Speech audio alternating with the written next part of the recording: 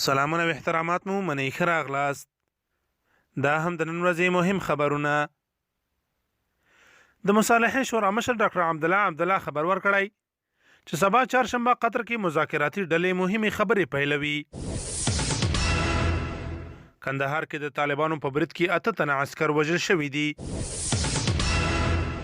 یو امریکایي څېړنه کې جوته شوي چې د ټرمپ واکمنۍ کې د افغان جګړې ملکي تلفات تر ټولو لوړې کچې ته رسیدلي. خو د کابل دفاع وزارت له امریکایي بریدونو د دفاع په پار وایي د ملکي تلفاتو اصلي عاملین طالبان دي. روغتیا وزارت خبر ورکړی چې تیرو 4 ساعتونو کې د کورونا له امله 6 تنه مړه شوي. د نیوزیلند لومړی وزیر په جماعتونو د بریدونو مخنیوي کې د پاتې راتلو له امله بخښنه غوښتې.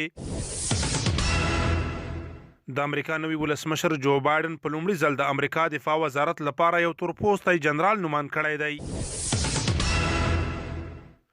اروپایي ټولنه په ترکیې د بندیزونو لګولو لپاره غونډه ترسره کوي. د خبرونو پای.